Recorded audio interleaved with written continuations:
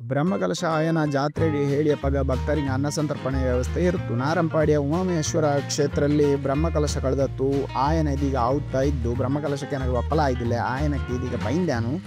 ಹಾಗೆ ಬಂದಿಪ್ಪಾಗ ಒಂದು ಕುತೂಹಲ, ಇಲ್ಲಿಯನ ಭಕ್ತರಿಗೆ ಅನ್ನ ಸಂತರ್ಪಣೆಗೆ ಯಾವೆಲ್ಲ ರೀತಿಯ ವ್ಯವಸ್ಥೆ ಮಾಡಿದ್ದವು ಹೇಳಿ ಹಾಗೆ ತಿಳ್ಕೊಂಬಾಳಿ ನಾನೀಗ ಅಡುಗೆ ಮಾಡುವಲ್ಲಿಗೆ ಬೈಂದೆ. ಇಲ್ಲಿ ಉತ್ತಮಣ್ಣ ಹೇಳುವವರ ಮೇಲ್ವಿಚಾರಣೆಯಲ್ಲಿ ಅಡುಗೆ ವ್ಯವಸ್ಥೆ ಎಲ್ಲ ಇದ್ದೋಳಿ ಹೇಳುವಂಥದ್ದು ನನಗೆ ಇಲ್ಲಿಂದ ಕಮಿಟಿಯವರಿಂದ ತಿಳಿದು ಬಂತು. ಹಾಗೆ ನಾನು ಬಂದು ಕೇಳಿಯಪ್ಪಾಗ ಉತ್ತಮಣ್ಣ ಹೇಳಿದ ನಾನು ರಜ್ಜ ಕೆಲಸದ ಬಿಸಿಲಿದ್ದೆ, ಎನ್ನ ಟೀಮಿಲಿ ಇಪ್ಪಂತಹ ಒಬ್ಬ ಇದು ಮಾಡಿದ್ದ ನಾನು ಕಳಿಸುತ್ತೆ ಮಾತಾಡಲಿ ಹೇಳಿದೆವು. ಹಾಗೆ ಅವರ ಹತ್ರ ನಾವು ಇನ್ನು ಮಾತಾಡುವ ಆ ಬಗ್ಗೆ ವಿವರವಾಗಿ ನಮಗೆ ಮಾಹಿತಿ ಎಲ್ಲ ಪಡ್ಕೊಮ್ಮ. ಎಲ್ಲರಿಗೂ ನಮಸ್ಕಾರ. ನಾನು ನಾರಂಪಾಡಿಯ ಉಮಾಮಹೇಶ್ವರ ದೇವಸ್ಥಾನದಲ್ಲಿದ್ದೆ. ಈಗ ಬ್ರಹ್ಮಕಲಶ ಕಳೆದು ಜಾತ್ರೆಯ 3ನೇ ದಿನ ನಾನೀಗ ಈ ದೇವಸ್ಥಾನಕ್ಕೆ ಬಂದದ್ದು. ಹಾಗೆ ಬಂದಿಪ್ಪಾಗ ಇಲ್ಲಿಯ ಪಾಕಶಾಲೆಗೆ ಒಂದರಿ ಬಂದೆ. ಇಲ್ಲಿ ಪಾಕಶಾಲೆ ಉತ್ತಮಣ್ಣ ಹೇಳುವವರ ಮೇಲಡಿಗೆಲಿ ಇಲ್ಲಿ ಭೋಜನಂಗೆಲ್ಲ ಭಕ್ತರಿಗೆ ಬಂದವಕ್ಕೆಲ್ಲ ಆಗುತ್ತಾ ಇದ್ದು. ಹಾಗೆ ಉತ್ತಮಣ್ಣಗೆ ರಜಾ ಕೆಲಸದ ಅರ್ಜೆಂಟಿನ ನಿಮಿತ್ತ ನನ್ನ ಹತ್ರ ಮಾಧವಣ್ಣ ಮುರಳಿ ಮಾಧವಾಡಿ ಹೇಳು ಈ ಪಾಕಶಾಲೆಯ ವಿಷಯಗಳ ಬಗ್ಗೆಲ್ಲ ಇವು ಹೇಳುಗಳು ಹೇಳಿ ಇವಕ್ಕೆ ವಹಿಸಿಕೊಟ್ಟು ನನ್ನ ಹತ್ರ ಕಳಿಸಿಕೊಟ್ಟಿದ್ದೆವು. ಹಾಗೆ ಇವರ ಹತ್ರ ಈ ದೇವಸ್ಥಾನದಲ್ಲಿ ಇಷ್ಟವರೆಗಾದ ಕಾರ್ಯಕ್ರಮಕ್ಕೆಲ್ಲ ಯಾವ ರೀತಿ ಭೋಜನದ ಏರ್ಪಾಡೆಲ್ಲ ಆದ್ದು ಎನ್ನುವಂಥದ್ರೆಲ್ಲ ಮಾಹಿತಿಯ ಇವರ ಹತ್ರ ಕೇಳಿ ಪಡ್ಕೊಮ್ಮ. ನಮಸ್ಕಾರ ಮುರಳಿ ಮಾಧವಾಡಿ. ಇದು ಇಲ್ಲಿ ಎಷ್ಟು ದಿನದಿಂದ ನೀವು ಇದ್ದೀರಿ ಮತ್ತು ಪ್ರತಿದಿನ ಎಷ್ಟು ಜನಕ್ಕೆಲ್ಲ ಇಲ್ಲಿ ಏರ್ಪಾಡು ಮಾಡಲಾಗ್ತಾ ಇದೆ ಮತ್ತು ಯಾವೆಲ್ಲ ಏನು ಪಾಕಗಳೆಲ್ಲ ಯಾವೆಲ್ಲ ಭಕ್ಷ್ಯ ಭೋಜನಗಳೆಲ್ಲ ಇವೆ ಅನ್ನುವಂಥದ್ರ ಬಗ್ಗೆ ಒಂದು ನಮ್ಮ ವೀಕ್ಷಕರಿಗೆ ಒಂದು ಪರಿಚಯ ಮಾಡಿಕೊಟ್ರೆ ಒಳ್ಳೆಯದು. ಅಂದರೆ ನಾನು 1ನೇ ತಾರೀಕಿಗೆ ಇಲ್ಲಿ ಬಂದಿದ್ದೇನೆ. 2ನೇ ತಾರೀಕಿಂದ 10ನೇ ತಾರೀಕಿನವರೆಗೆ ಇಲ್ಲಿ ಬ್ರಹ್ಮಕಲಶೋತ್ಸವ ನಡೆಯಿತು. ಅದರಲ್ಲಿ 7ನೇ ತಾರೀಕು ಪ್ರತಿಷ್ಠೆ ಹಾಗೂ 10ನೇ ತಾರೀಕು ಕಲಶ ಇತ್ತು. ಹಾಗಾಗಿ 7ನೇ ತಾರೀಕು ಮತ್ತು 10ನೇ ತಾರೀಕಿಗೆ ತುಂಬ ಜನರಿಗೆ ಅಂದರೆ ಒಂದು 8,000 ಜನರ ಅಟ್ಟಣೆ ಇತ್ತು. ಜನ ಅದಕ್ಕಿಂತ ಜಾಸ್ತಿ ಆಗಿದೆ. ಅಂದರೆ ಬೆಳಿಗ್ಗೆ ತಿಂಡಿ, ಮಧ್ಯಾಹ್ನ ಊಟ, ರಾತ್ರಿ ಊಟ, ಒಂದು ಪಲ್ಯ ಗಸಿ ಅಥವಾ ಏನಾದರೂ ವೇಲ್ಚೇರಿ ಇಂತಹ ಐಟಮ್ಗಳಿತ್ತು ಊಟಕ್ಕೆ. ಮಧ್ಯಾಹ್ನಕ್ಕೆ ಒಂದು ಪಲ್ಯದ ಬದಲು ಪಲ್ಯ ಇಲ್ಲ ಅಂತಾದರೆ ಒಂದು ಗಸಿ ಇಲ್ಲ ಅಂತಾದರೆ ವೇಲ್ಚೇರಿ ಇಂಥ ಐಟಮ್ಗಳು. ವೇಲ್ಚೇರಿ ಅವಿಲಲ್ಲ, ವೇಲ್ಚೇರಿ ಅಂದರೆ ಒಂದು ನಮ್ಮ ಕೇರಳ ಸ್ಟೈಲ್, ಅದು ಮಲಯಾಳ. ಹೌದೌದು, ವೇಲ್ಚೇರಿ ಎಂತ ಹಾಕಿ ಮಾಡುವಂಥ ಅದು ಚೀನಿಕಾಯಿ ಮತ್ತು ಬಿಳಿಗಟ್ಟೆ ಆ ಐಟಮ್ ಇತ್ತು. ಖಾರದ ಐಟಮ್ ಅಲ್ಲ, ಸ್ವಲ್ಪ ಸಿಹಿ. ಇಲ್ಲದಿದ್ದರೆ ಇದು 3 ಐಟಮ್ಗಳು ಅಂದರೆ ಸೈಡ್ ಡಿಶ್ ಆಗಿದ್ದದು. ಮತ್ತೆ ಪಾಯಸ, ಮತ್ತೆ ಸಾರು, ಸಾಂಬಾರು, ವಿಶೇಷ ದಿನದ ಅವತ್ತು ಕಾಯಿ ಹುಳಿ ಇತ್ತು. ಮಜ್ಜಿಗೆ ಇಲ್ಲ, ಮಜ್ಜಿಗೆ ಅಂದರೆ ಇಲ್ಲಿ ಏನು ಆರೋಗ್ಯ ದೃಷ್ಟಿಯಲ್ಲಿ ಅಂದರೆ ಮಜ್ಜಿಗೆ ಬಿಸಿನೀರು ಸೇರಿಸಲಿಕ್ಕೆ ಆಗುವುದಿಲ್ಲ. ಹಾಗಾಗಿ ಇಲ್ಲಿ ಕುಡಿಯಲಿಕ್ಕೆ ಎಲ್ಲರಿಗೂ ಜನರಿಗೆ ಸಾರ್ವಜನಿಕರಿಗೆ ಎಲ್ಲರಿಗೂ ಬಿಸಿ ನೀರಿನ ವ್ಯವಸ್ಥೆ ಬೇರೆ ಇತ್ತು, ತಣ್ಣೀರಿನ ವ್ಯವಸ್ಥೆ ಇರಲಿಲ್ಲ. ಹಾಗಾಗಿ ಎಲ್ಲರಿಗೂ ಬಿಸಿನೀರು ಅಂದರೆ ಆರೋಗ್ಯ ದೃಷ್ಟಿಯಲ್ಲಿ ಬಿಸಿನೀರೇ ಕೊಡಬೇಕು ಅಂತ ಹೇಳುವ ನಿಟ್ಟಿನಲ್ಲಿ ಮಜ್ಜಿಗೆ ಸಾರ್ವಜನಿಕರಿಗೆ ಇರಲಿಲ್ಲ. ಅದೇ ರೀತಿ ಬೆಳಿಗ್ಗೆ ತಿಂಡಿ ಇತ್ತು. ಇನ್ನೊಂದು ದಿವಸ ಇಡ್ಲಿ ಚಟ್ನಿ ಸಾಂಬಾರಾಗಿರ್ಬೋದು, ದೋಸೆ ಚಟ್ನಿ ಸಾಂಬಾರಾಗಿರ್ಬೋದು. ಬೆಳಿಗ್ಗೆ ಸ್ವೀಟ್ ಇತ್ತ? ಇಲ್ಲ, ಇಡ್ಲಿ ಸಾಂಬಾರು, ಇಡ್ಲಿ ಚಟ್ನಿ ಸಾಂಬಾರು. ಕೆಲವು ದಿವಸ ರಾತ್ರಿಗೆ ಊಟವೇ ಯಾವತ್ತೂ ಊಟ ಇಟ್ಟಿತ್ತು. ಒಂದು ಪಲ್ಯ ಎಲ್ಲರಿಗೂ ಸಾರ್ವಜನಿಕರಿಗೆ ಇಲ್ಲ ಎಲ್ಲರಿಗೂ ಸಾರ್ವಜನಿಕರಿಗೆ ಎಲ್ಲರಿಗೂ ಊಟ ಇತ್ತು. ಅಂದರೆ ಮಧ್ಯಾಹ್ನಕ್ಕಿಂತ ಜಾಸ್ತಿ ಜನ ರಾತ್ರಿ ಸೇರ್ತಾಯಿತ್ತು. ಮಧ್ಯಾಹ್ನ 5,000 ಆದರೆ ರಾತ್ರಿ 6,000 7,000ವರೆಗೆ ಸೇರ್ತಾಯಿತ್ತು. ಆಫೀಸ್ ಕೆಲಸ ಅದು ಸಹ ವೀಕೆಂಡ್ಗಳಲ್ಲಿ ಜನ ಜಾಸ್ತಿ ಇದೆ.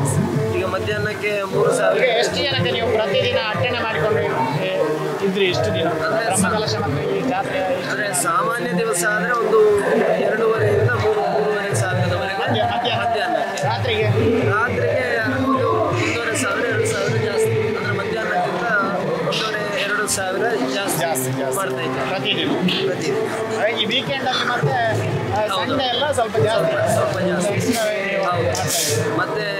ಮತ್ತೆ ಬಗ್ಗೆ ಏನಾದರೂ ಶಾರ್ಟ್ ಆದರೆ ಆಗಲೇ ನಾವು ಎಲ್ಲ ಇಷ್ಟವರೆಗೆ ಶಾರ್ಟ್ ಅಂತ ಇಷ್ಟವರೆಗೆ ಯಾವುದೂ ಆಗಲಿಲ್ಲ. ದೇವರ ಎಲ್ಲ ಇಷ್ಟವರೆಗೆ ಎಲ್ಲ ಚಂದ ಆಗಿದೆ. ಅಡಿಗೆಯವರು ಒಟ್ಟು ಇದ್ದೀರಿ ಉತ್ತಮಣ್ಣನ ಕೇರ್ ಆಫ್ ಅಲ್ಲಿ ಅಂದರೆ ಬ್ರಹ್ಮಕಲಶ ಸ್ವಲ್ಪ ದೊಡ್ಡ ಮಟ್ಟಿಗೆ ಆದ ಕಾರಣ ಅಂದರೆ ದಿವಸಕ್ಕೆ ಬೆಳಿಗ್ಗೆ ತಿಂಡಿ ಮಧ್ಯಾಹ್ನ ಊಟ ರಾತ್ರಿ ಊಟ ಇದ್ದ ಕಾರಣ ಒಂದು 7-8 ಸಾವಿರಕ್ಕಿಂತ ಹೇಳುವಾಗ ಸ್ವಲ್ಪ ದೊಡ್ಡ ದೊಡ್ಡ ಪಾತ್ರೆಗಳಲ್ಲಿ ಮಾಡಬೇಕಾಗ್ತದೆ. ಆಗ ಜನರು ಸ್ವಲ್ಪ ಜಾಸ್ತಿ ಬೇಕಾಗ್ತದೆ, ಅಂದರೆ ಇಳಿಸ್ಲಿಕ್ಕಾಗಿರ್ಬೋದು. ಆ ರೀತಿಯಲ್ಲಿ ಒಂದು 10-12 ಜನ ಇದ್ದೆವು. ಅಂದರೆ ಕಾಯಿಯ ಕೆಲಸ ಆಗಿರ್ಬೋದು ಮತ್ತು ಇಲ್ಲಿ ತೋಡ್ಲಿಕ್ಕೆ ಆಗಿರ್ಬೋದು ಎಲ್ಲ ಜನಗಳು ಬೇಕಾಗ್ತದೆ. ಹಾಗಾಗಿ 10-12 ಜನ ಇದ್ದೇವೆ. ಈಗ ಜಾತ್ರೆ ಟೈಮಲ್ಲಿ ಎಷ್ಟು ಜನ ಇದ್ದೀರಿ? ಜಾತ್ರೆ ಟೈಮಲ್ಲಿ ಒಂದು 5-6 ಜನ ಇದ್ದೇವೆ. 5-6 ಜನ ಡಬ್ಬಲ್ಲಿತ್ತು ಬ್ರಹ್ಮಕಲಶ. ಹೌದು, ಅಂದರೆ ಕೆಲಸ ಸುಲಭ ಆಗಲಿಕ್ಕೋಸ್ಕರ ಅಂದರೆ 10-12 ಜನ ಇದ್ದರೆ ಎಲ್ಲ ಕೆಲಸಕ್ಕೂ ಅಂದರೆ ಒಂದೊಂದು ಕೆಲಸಕ್ಕೆ ಒಬ್ಬೊಬ್ಬರಾಗಿ ಅಂದರೆ ಸುಲಭ ಆಗ್ತದೆ. ಅದೇ ಕೆಲಸದಲ್ಲಿ ಜನ ಅಂದರೆ ಬೆಳಿಗ್ಗೆ ನಾವು 4 ಗಂಟೆಯಿಂದ ಶುರು ಮಾಡಿದರೆ ರಾತ್ರಿ 1 ಗಂಟೆವರೆಗೆ ನಮಗೆ ಕೆಲಸ ಇತ್ತು. ಹಾಗಾಗಿ ಸ್ವಲ್ಪ ಜನ ಆಯಿತು. ಊಟಕ್ಕೆ ವಿಶೇಷ ಸ್ವೀಟ್ ಅಂತ ಪಾಯಸ ಮಾತ್ರವಲ್ಲ, ಬೇರೆ ಏನಾದರೂ ಇತ್ತ? ಯಾವುದಾದ್ರೂ ಒಂದು ದಿನ ವಿಶೇಷ ಅಂದರೆ ಲಾಡು ಇತ್ತು, ಬೂಂದಿ ಲಾಡು. ಯಾವುದಲ್ಲ ಪ್ರತಿಷ್ಠೆ ದಿನವ ಅಲ್ಲ? ಕಲಶ ದಿವಸ. ಕಲಶ ಎಲ್ಲ ಕಾರ್ಯಕ್ರಮ ಶಾಂತವಾಗಿ ನಿರ್ವಿಘ್ನವಾಗಿ. ಊಟದ ವ್ಯವಸ್ಥೆ ಎಲ್ಲ ಬ್ರಾಹ್ಮಣರಿಗೆ ಹಂತಿ, ಬೇರೆ ಇತರ ಭಕ್ತರಿಗೆ ಹೇಗೆ ಬಾಫೆ? ಎಲ್ಲರಿಗೂ ಬಾಫೆ. ಎಲ್ಲರಿಗೂ ಅವರಿಗೆ ಟೇಬಲ್ ಅಲ್ಲಿ ಇಲ್ಲ.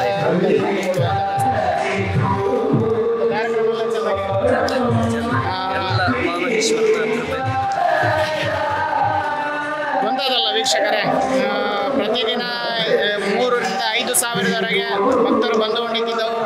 ಬ್ರಹ್ಮಕಲಶ ಸಂದರ್ಭದಲ್ಲಾದರೂ ಅಷ್ಟೇ ಜಾತ್ರೆಗೆ ರಜೆ ಕಡಿಮೆ. ಹಾಗೆ ಒಂದು 10-12 ಜನ ಅಡಿಗೆ ಎಲ್ಲರೂ ಸೇರಿ ಅವಕ್ಕೆ ಬೇಕಾದಂತಹ ಭಕ್ಷ್ಯ ಭೋಜನಗಳೆಲ್ಲ ತಯಾರು ಮಾಡಿಕೊಂಡಿದ್ದವು. ಈಗ ನಮ್ಮ ಮುರಳಿ ಮಾಧವಣ್ಣ ಹೇಳಿದವು.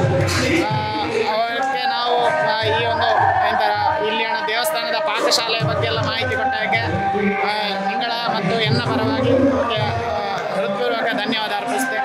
ನಮಸ್ಕಾರ. ಮಾಹಿತಿ